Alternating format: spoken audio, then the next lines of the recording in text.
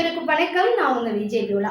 ஒரு பையன் ஒரு கடைக்கு போனானா, அந்த கடைக்கு போகும்போது அந்த ஹோட்டல் முதலாளி அங்க இருக்கிற எல்லார்கிட்டையும் பார்த்து, உலகத்திலேயே வடிகட்டின முட்டாள் யாரு தெரியுமா?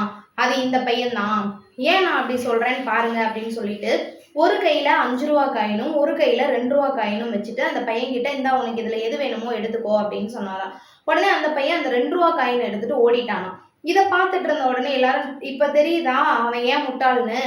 5 ரூபா எடுக்காம 2 ரூபா எடுத்துட்டு போறான் பாருங்க, இதுதான் இவன் வேலை, அதனாலதான் இவனை முட்டாள்னு சொல்றேன் அப்படின்னு சொன்னாராம். இது ஒரு நாள் 2 நாள் இல்லைங்க, அந்த பையன் வாடிக்கையா அந்த கடைக்கு வர்றதும் இவர் அதே மாதிரி அங்க இருக்கிறவங்க கிட்ட இதே டைலாக சொல்றதும் அந்த பையனும் அந்த 2 ரூபாயை எடுத்துட்டு போறதும் வாடிக்கையா நடந்துகிட்டே இருக்கு.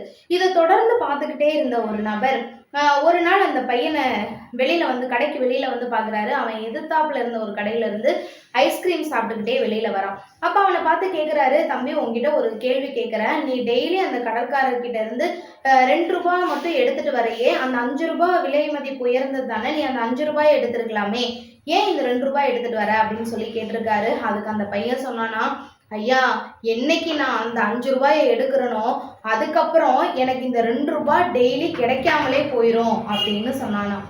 இப்ப தெரியுதா முட்டாள் அந்த பையனா இல்ல அந்த முதலாளியா அப்படின்னு சொல்லிட்டு. இந்த மாதிரி தாங்க சில பேர் நம்மளை ஏமாத்துறதையே வாடிக்கையா வச்சுட்டு இருப்பாங்க.